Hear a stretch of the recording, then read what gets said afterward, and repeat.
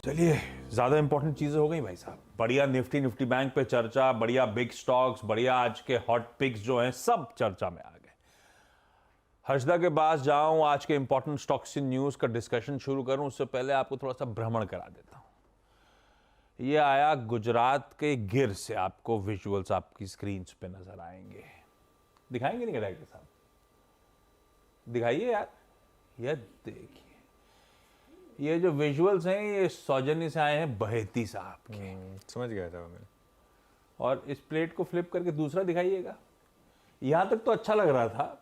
एक group photo थी, शेर के सामने सेल्फी ले रहे थे। भाई साहब, जानवान का खतरे का डर वर नहीं लगता क्या? सेल्फी के लिए इतना सीरियस हो जाते हैं क्या आप? ये देखिए पीछे सेल्फी लिया जा रहा है। बहेती साहब, वेलकम बैक। कैसी रही ये trip? Good morning Ashish ji, बहुत अच्छी ट्रिप रही। एक इतना सा बोलना चाहूंगा कि 4 दिन की ट्रिप में हमने पहाड़, जंगल सफारी और बीचेस ये तीनों कवर किया। मतलब there so many destinations in India घूमने के लिए कि Lakshadweep is one of the best destination अभी तो। हर्षदा कुछ कह रही है आपसे। हर्षदा क्या कह रहे हो आप? मैं कह रही हूँ वो आइटनरी प्लीज शेयर कर दीजिएगा।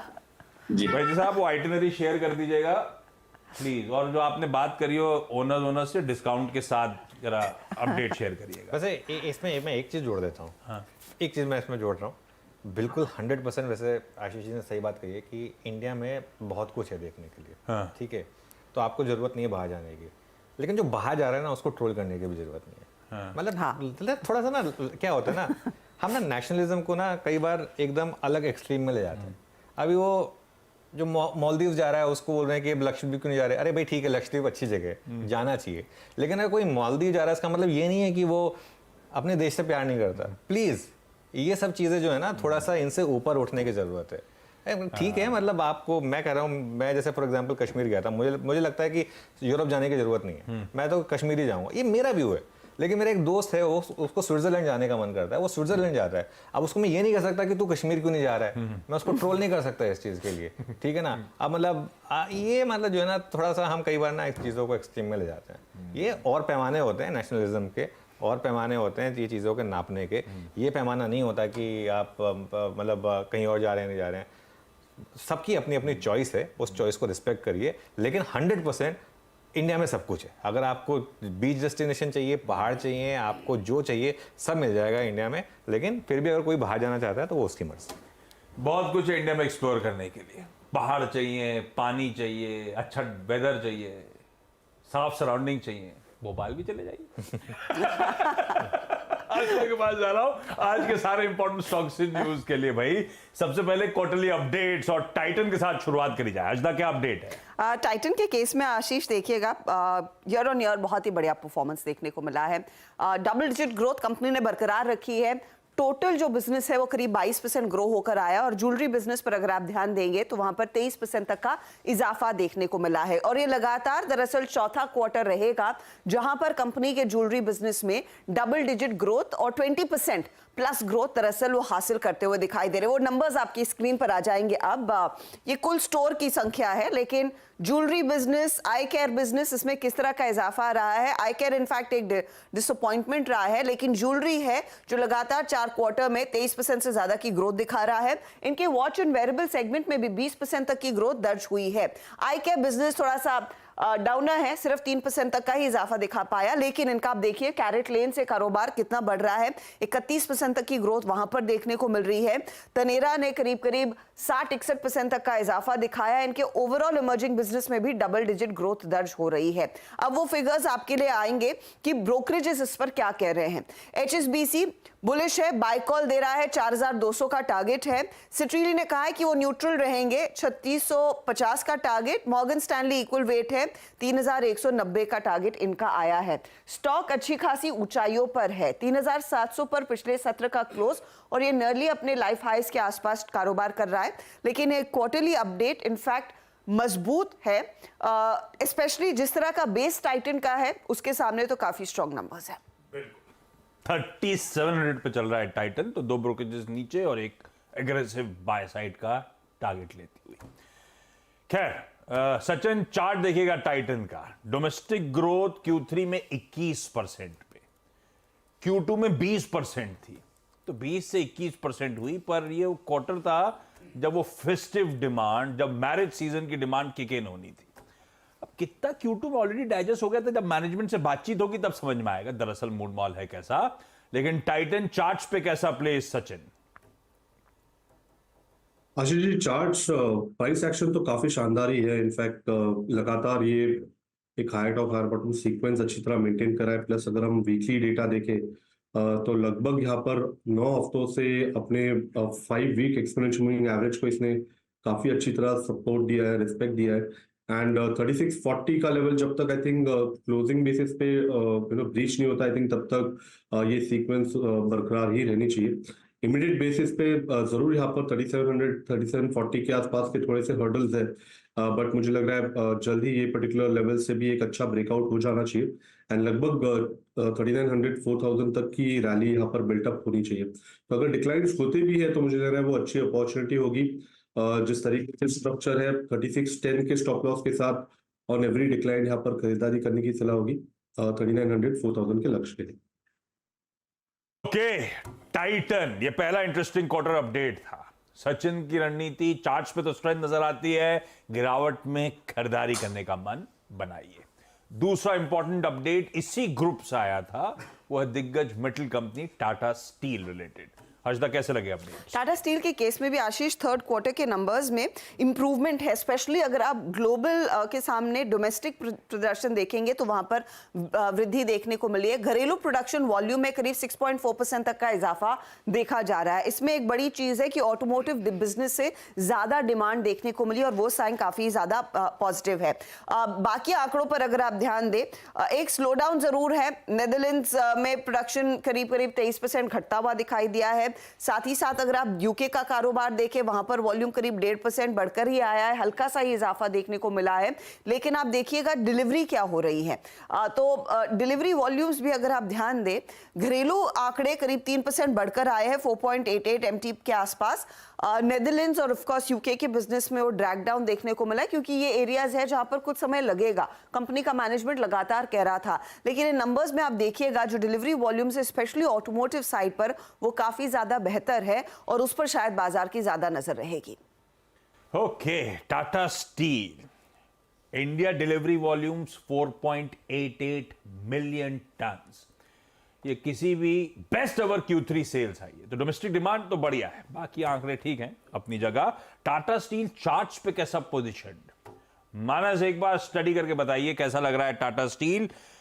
अपडेट्स मिले जुले कह लीजिए। देखिए, फ्राइडे के सेशन में ही 20 डे मूविंग एवरेज के नीचे फिसला, जो कि पॉजिटिव नहीं है।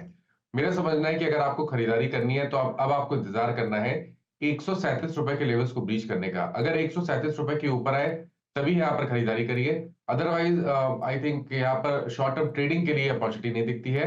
137 के ऊपर जरूर खरीदारी करेंगे तब आपके टारगेट 142 143 के होंगे। लेकिन जो मीडियम टर्म आउटलुक है वो काफी पॉजिटिव है। अगर आपकी पोजीशन आने वाले 3 से 6 महीने के लिए तो बिल्कुल बने रहिए। स्टॉप लॉस को 120 के नीचे लगाइए और आपके टारगेट 155 160 की रेंज में रहेंगे। टाटा स्टील ये आ गया व्यू। टाइटन और टाटा स्टील दो बहुत इंपॉर्टेंट क्वार्टरली अपडेट्स आए।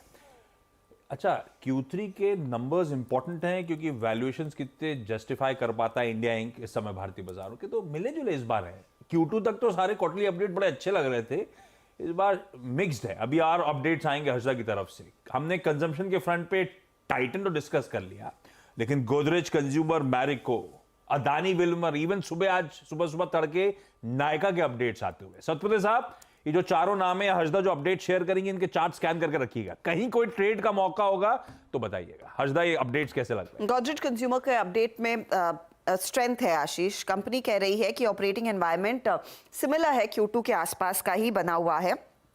ऑर्गेनिक बिजनेस में ग्रोथ देखने को मिल रही है, mid single digit volume growth वहां पर उभर कर आएगा। I beg your pardon. Growth broad based रही है across home care and personal care, ये कंपनी की तरफ से बयान आया है। कंपनी ये भी कहती है कि वॉल्यूम ग्रोथ दरअसल डबल डिजिट में ही रहेगा। जो प्रॉब्लम एरियाज हैं वो लार्जली इनके अफ्रीकन बिजनेस से हैं, जहां पर वो नायरा की डिवैल्यूएशन हुई थी तो वहां से एक ड्रैग देखने को मिला। इंडोनेशिया बिजनेस अच्छा खासा कमा रहा है, हाई सिंगल डिजिट की ग्रोथ देखने को मिल रही है। ये टारगेट्स आ गए हैं। मॉर्गन स्टैनली ओवरवेट है, 1072 का टारगेट टारगेट दिया, CLSA सेल का कॉल दे रहा है 936 का टारगेट दे रहे हैं। साथ ही साथ अगर आप ध्यान देंगे मैरिको का केस में थोड़ी सी निराशा हाथ लगती हुई दिखाई दे रही है, क्योंकि एक डिक्लाइन देखने को मिला है। कंसोलिडेटेड रेवेन्यू डिक्लाइन होकर लो सिंगल डिजिट्स में आ चुका है, वो चिंताजनक है। डोमेस्टिक वॉल्यूम में सिर्फ लो सिंगल डिजिट ग्रोथ देखने को मिल रही है। मार्जिन एक्सपेंशन जरूर हो रहा है quarter on quarter, year on year, लेकिन क्लियरली जो सिचुएशन है उतनी खासी वॉल्यूम्स के तौर पर कन्वर्ट नहीं हो रही है। इंटरनेशनल बिजनेस ज्यादा बेहतर कर रहा है इनके लिए। Mid single digit constant currency growth company की तरफ से डिलीवर होती हुई दिखाई देगी। FMCG का हाल डिमांड ट्रेंड सीक्वेंशियल बेसिस के आधार पर ही है, यानी कि जो सेकंड क्वार्टर में आया वैसी ही डिमांड इस समय थर्ड क्वार्टर में देखने को मिली है। सफोला के लिए ज्यादा कमजोर क्वार्टर उभर कर आ रहा है, ये कंपनी कह रही है, और वैल्यू एडेड हेयर ऑयल भी लो सिंगल डिजिट डिलीवर कर रहे हैं। पैराशूट की तरफ से भी लो सिंगल डिजिट वॉल्यूम ग्रोथ देखने को मिली है। तो मैरिको के जो नंबर्स हैं वो थोड़े से निराशाजनक है, इस स्टॉक पर आज दबाव देखने को मिल सकता है। दूसरी तरफ आप देखिएगा अदानी विल्मर क्या कह रहा है। अदानी विल्मर कह रहा है कि स्टैंडअलोन सेल्स में डिक्लाइन है 15% का, वॉल्यूम ग्रोथ करीब 6% बढ़कर आई है, और जो सफोला की केस में हुआ था वही केस में अदानी विल्मर का आ रहा है कि एडिबल ऑयल बिक्री में गिरावट देखने को मिली, 21% तक की गिरावट दर्ज होती हुई दिखाई दे रही है। वॉल्यूम फ्लैट है, इनके फूड कारोबार में भी ग्रोथ देखने को मिल रही है। तो दोनों कंपनियों में वो जो एडिबल ऑयल का बिजनेस है वो ड्रैग करता हुआ दिखाई दे रहा है बिजनेस को। अब आते हैं नायका पर, और नायका के केस में अगर आप देखेंगे इस पर्टिकुलर क्वार्टर में सिचुएशन बेहतर है। ब्यूटी एंड पर्सनल केयर की GMV में ग्रोथ देखने को मिल रही है, ये कंपनी की तरफ से बयान आया है। फैशन की GMV ग्रोथ करीब 40% के आसपास आती हुई दिखाई देगी इस पर्टिकुलर क्वार्टर में, और साथ ही साथ 20% तक की ग्रोथ इनके दूसरे बिजनेसेस से आते हुए दिखाई देंगे। ओवरऑल वर्टिकल ग्रोथ करीब 40% के आसपास रहती हुई नजर आएगी। तो नायका का अपडेट क्लियरली बेटर है, लेकिन मैरिको और अदानी विल्मर का अपडेट डिसअपॉइंट करेगा। बिल्कुल ठीक। गोदरेज कंज्यूमर, नायका अच्छे updates, Marico, Adani Wilmer disappointing updates, ऐसे रीड करिए। मैं सतपुर साहब के पास जाऊं उससे पहले गोदरेज कंज्यूमर का जरा 3-6 महीने का चार्ट उठाइएगा प्लीज। इस अपडेट से पहले ऑलरेडी बहुत तगड़ी तेजी स्टॉक में बनती हुई। मयूरेश, चल क्या रहा है गोदरेज कंज्यूमर? गजब का मोमेंटम पकड़ लिया है स्टॉक में। Yeah, Shiji, I think numbers are doing the talking, और it's not just the India business. जैसे हर्षदा जी ने कहा, I think वॉल्यूम ग्रोथ तो है ही है। अगर आप पीयर कंपैरिजंस करेंगे तो पीयर कंपैरिजन के वॉल्यूम ग्रोथ ठीक ठाक रहे हैं, while Godrej Consumer is probably delivering both in terms of volumes और शायद प्राइस के हिसाब से भी। तो कहीं ना कहीं आई थिंक जो एक हम क्वार्टर ऑन क्वार्टर एक स्टेडी स्टेट परफॉर्मेंस देखना चाहते हैं in spite of rural inflation, जो थोड़ा डिस्क्रिशनरी स्पेंडिंग को वॉल्यूम्स के हिसाब से हैम्पर कर रहा है काफी सारी FMCG कंपनीज को। आई थिंक यहाँ पे एक स्टेडी स्टेट परफॉर्मेंस आ रहा है, not just in India but शायद एक steady state performance overseas subsidiaries के साथ भी। तो मुझे लगता है I think on a comparative basis the performance volumes के हिसाब से, वैल्यू के हिसाब से शायद बेहतर है compare to other FMCG companies getting reflected in price. ना अच्छा, आउट परफॉर्मेंस तगड़ा है, इसकी कमेंट्री भी बाकी पीयर सेट से कहीं बेहतर। सतपंत साहब, चारों स्टॉक्स में कहीं ट्रेड अपॉर्चुनिटी? आशीष जी देखिए, मुझे लगता है गोदरेज कंज्यूमर का चार्ट अगर आप देखें तो जैसे आपने बिल्कुल सही कहा, ये ओवर स्ट्रेच है, ओवर बॉट है, फैक्टर्ड इन है, जो रिजल्ट है वो थोड़ा सा फैक्टर्ड इन है, तो यहाँ से ज्यादा अपसाइड नहीं लगता, थोड़ा सा कूल ऑफ होना जरूरी है। रही बात मैरिको की, तो मुझे लगता है मैरिको का स्ट्रक्चर भी इतना खराब नहीं है, क्योंकि रिजल्ट खराब है ये एंटिसिपेट करके परसों ये गिरा है और ये अपने लेवल पे खड़ा है, तो ये 540 545 ये इसका सपोर्ट है। तो जो आपका सवाल है ट्रेडिंग के, हाँ मुझे लगता है नायका पे फोकस होना चाहिए। 173 पे ये क्लोज है, जिस तरह से परसों प्राइस एंड वॉल्यूम एक्शन देखा गया, मेरे हिसाब से इसका आज का टारगेट होगा 185 190 इसकी ट्रेजेक्टरी है, ये इसका टारगेट है। तो 173 पे आप नायका को बाय कर सकते हैं, स्टॉप लॉस आप रखे 170 का।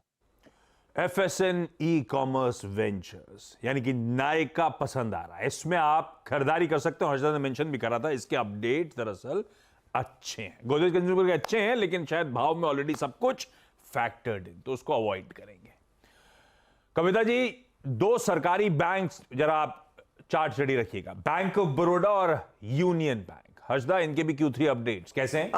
थर्ड क्वार्टर में इन दोनों कंपनियों पर अगर आप ध्यान दें आशीष, तो यूनियन बैंक के केस में, यूनियन बैंक और बैंक ऑफ बड़ौदा के केस में आप क्वार्टर ऑन क्वार्टर देखेंगे तो वृद्धि जरूर देखने को मिली है। Year on year of course यतन आपको अलग बता रहे थे कि थोड़ा सा प्रेशर है। बैंक ऑफ बड़ौदा आप गौर करिएगा, डोमेस्टिक बिजनेस में डिपॉजिट 6.34% पर आए हैं, साथ ही साथ इनके जो डोमेस्टिक एडवांसेस है 13.4% के आसपास आते हुए दिखाई दे रहे हैं।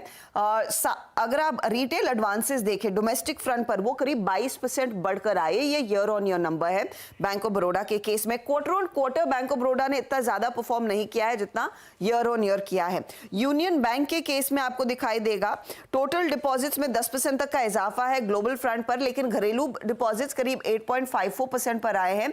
घरेलू कासा डिपॉजिट 5.62% से बढ़ा है, 3.77 लाख करोड़ के आसपास आ गया है।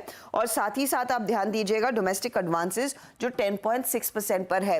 अगर आप क्वार्टर ऑन क्वार्टर देखेंगे तो वहां पर भी इंप्रूवमेंट ही देखने को मिली है, तो यूनियन बैंक का भी परफॉर्मेंस वैसे अच्छा है। ठीक, हेडलाइन नंबर्स जहां तक एनआईआई मुनाफे की बात है, हम लोग साल दर साल देखते हैं। बाकी पैरामीटर्स पे बैंक को सीक्वेंशली भापना चाहिए। बैंक ऑफ बड़ौदा उस लिहाज से आपको डिपॉजिट्स गिरते हुए नजर आएंगे, सीक्वेंशली एडवांसेस म्यूटेड नजर आएंगे, ये कमजोर है। यूनियन बैंक फिर भी इससे बेहतर फेयर करता हुआ, लेकिन चार्ट्स पे कविता जी।